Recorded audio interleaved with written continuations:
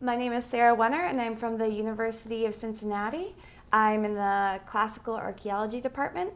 My paper is titled The Ceramic Corpus of Petra's Northridge's Non-Elite Tombs. The Nabateans are perhaps most famous for their grandiose tombs, carved into the red sandstone of Petra. Most of these were robbed sometime in antiquity, but the earliest Petra excavations nevertheless explored these relentlessly, focusing almost entirely on the facades. More recent archaeological investigations of Petra's tombs have begun to focus on the non-monumental or chamber tombs, as they have usually experienced fewer disturbances. These excavations include 2 chamber tombs on Al-Qubda, as seen on the screen, the soldier's tomb, with 15 multi-layer shaft tombs, of which only 1 was not disturbed, 6 shaft tombs on Wadi Maltaha, north of the city center, and the earlier work on Petra's Northridge under the direction of Patricia Bakay. Starting in 2012, North Carolina State University and East Carolina University, with funding from the National Endowment for the Humanities and the National Geographic Society, began excavation of non-elite shaft-cut tombs situated among non-elite domestic complexes on Petra's Northridge. In addition to the project's other goals regarding the city wall and the domestic complexes, S. Thomas Parker and Megan Perry sought to understand the natural and anthropogenic formation processes and disturbances within the tombs, and to study the human skeletal materials and the material remains of funerary rituals. This paper offers a preliminary assessment of the last goal through an examination of locally produced ceramic remains. The Petra Northridge project excavated 8 shaft-cut tombs, 7 down to bedrock, in addition to 5 distinct domestic areas, for a total of 23 trenches. This paper examines the ceramic corpora from 4 of the 7 completely excavated tombs, including B5, B6, B7, and F1. All other tombs proved to be problematic for a variety of reasons. I will begin by offering some comments on the nature of the ceramic material found in the tombs, primarily cooking wares, Nabatean painted fineware, and unguentaria, before discussing the ceramic materials from other Nabatean site, Kerbadet Tanur.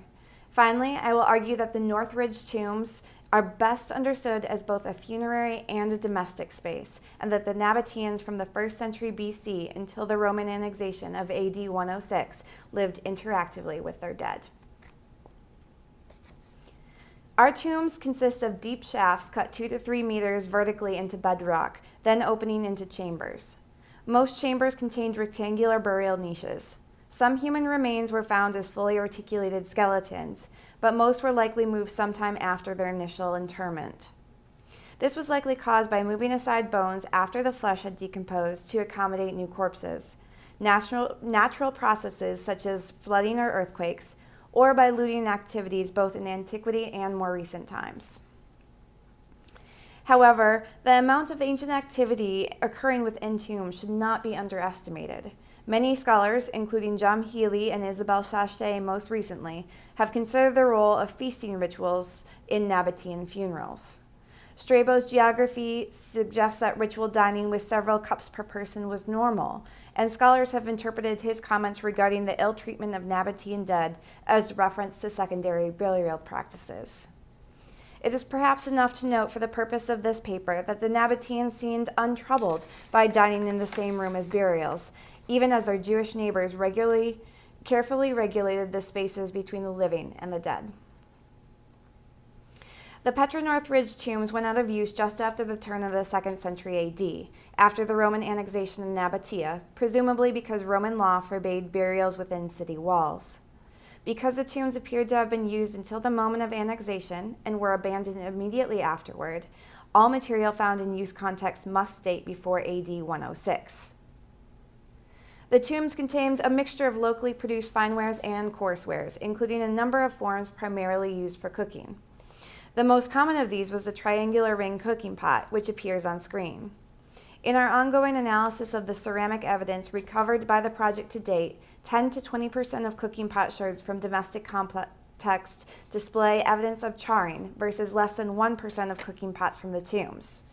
This suggests that cooking pots in funerary contexts were primarily used as serving vessels, perhaps for feasting activities. Although cooking vessels rarely survive complete, small vessels, especially lamps and unguentaria, seem to better survive minor jostling within the tombs. Carronade bowls were also exceptionally common within the tombs, along with small hemispherical bowls. Both forms were commonly found on local courseware and fineware, and have ring bases to allow the vessel to stand by itself. These forms were likely used for food and wine respectively. But while the carronade bowl is found as commonly in domestic contexts as in tomb contexts, the fineware hemispherical bowl is recovered almost 2 to 3 times more often in tomb contexts. It should be noted that while courseware cooking and serving vessels were common, there were many fewer storage vessels.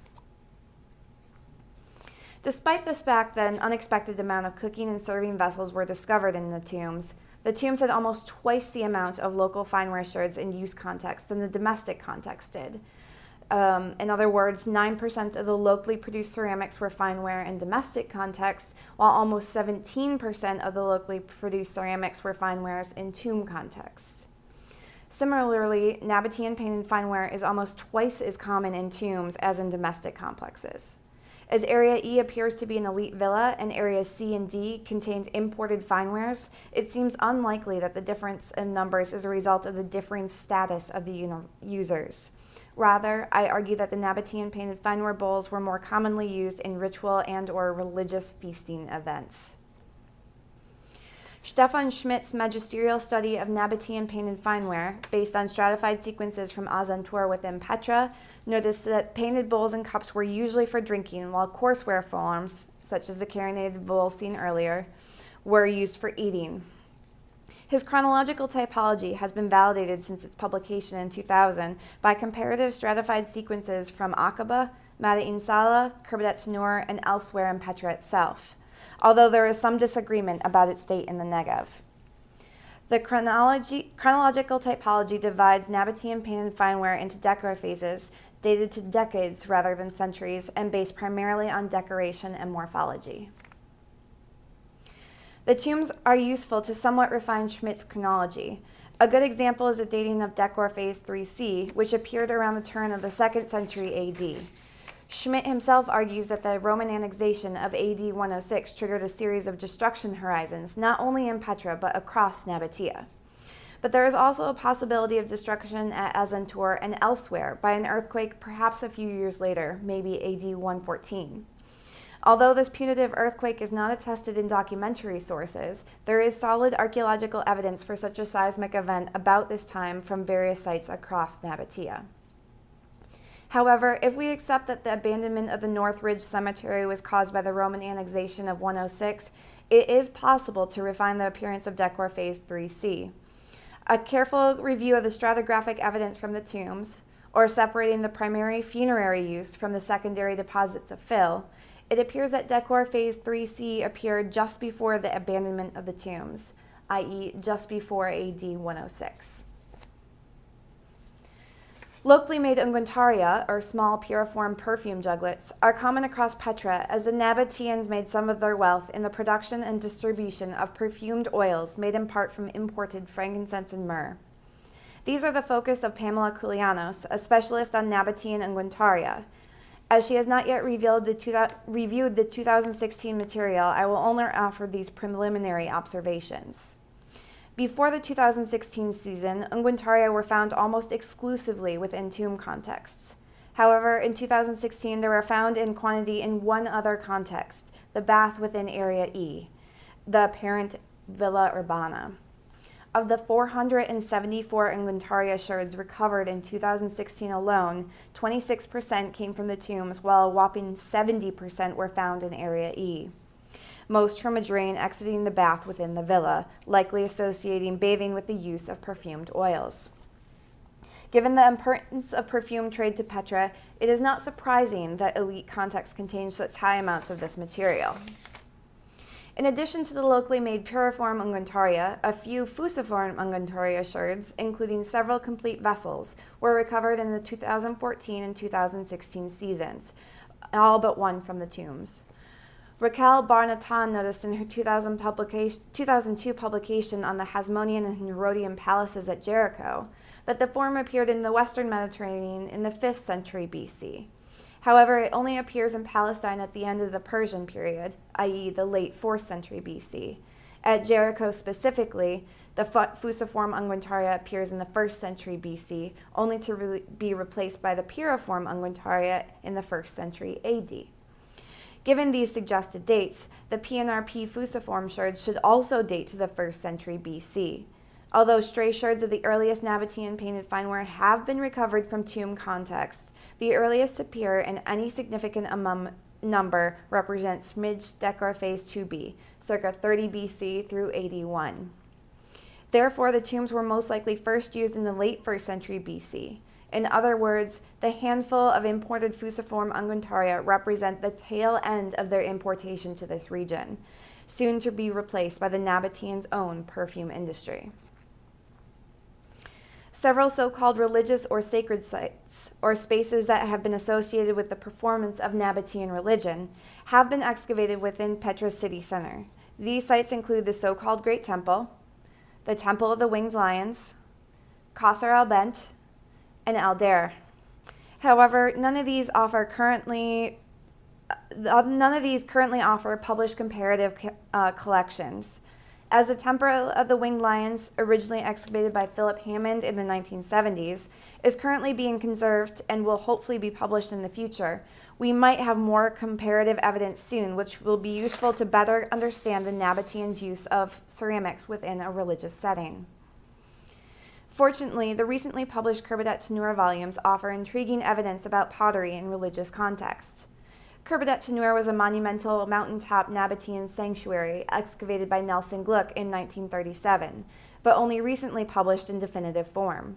Stefan Schmidt, who evaluated the pottery, suggests that the approximately 5,600 sherds stored in the Harvard Semitic Museum might represent the entire ceramic corpus, as some units contain only coarseware body sherds that would not have been considered useful at the time of their collection. Although we cannot be certain that all ceramic material was saved, there are other significant reasons that Tanur offers a useful comparative collection. For instance, Tanur's corpus was not affected by wash deposits from other sites, it experienced no significant reuse, and it is not associated with any domestic contexts. Therefore, it seemingly offers the truest measure of the so-called sacred ceramic corpus. Generally, the majority of the Tanur pottery dates between the 2nd and 4th centuries, and as there was a major building phase after the previous altar was damaged from what Judith Mackenzie interprets as an earthquake. The ceramic evidence found directly under the rebuilt altar belongs to Schmidt's Decor Phase 3c, suggesting reconstruction in the early 2nd century. At Tanur, Decor Phase 3c, circa 100 to 150, is by far the most common painted fineware, but there is also a significant amount of Decor Phase 4, which can only be broadly dated to the later 2nd and 3rd centuries. Schmidt does not find these numbers exceptional, given that these forms are associated with the sanctuary's main period of use. However, other sites witness major building periods in the 2nd and 3rd centuries do not offer similar ratios of Decor Phase 3c and 4. In most instances, Decor Phase 3b greatly outnumbers all other Decor phases. At Isla, modern-day Aqaba on the Red Sea and the lowest red dot you see on screen, the Nabatean and later Roman port, there was over 1,300 Decor Phase 3b sherds compared to 350 Decor Phase 3c sherds and 17 Decor Phase 4 sherds. While Isla did produce its own pottery, in the 1st through 3rd centuries, sometimes as much as 25% of courseware pottery was imported from Petra. As Isla imported large amounts of utilitarian vessels, along with finewares, trade between Petra and Isla was clearly strong and significant, and therefore a changing economic relationship or differing trade routes fails to explain the decrease in the amount of Decor Phase 3c. There is too little data at this point to draw any conclusions about the changing uses of Nabatean painted fineware after the Roman annexation. However, the massive amounts of Decor Phase 3c at the religious site of Kerbadet Tanur, with much lower amounts in domestic contexts across Nabatea, seemingly suggests that some sort of separation of religious and civic life took place after the annexation. Kerbadet Tanur also yielded few courseware cooking bowls or plates.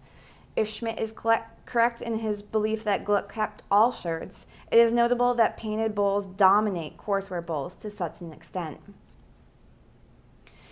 Petra's tombs must primarily be interpreted as private monuments which were owned and maintained by families, as Hegra's tombs in modern-day Madain Sala have long inscriptions specifying the tomb's ownership.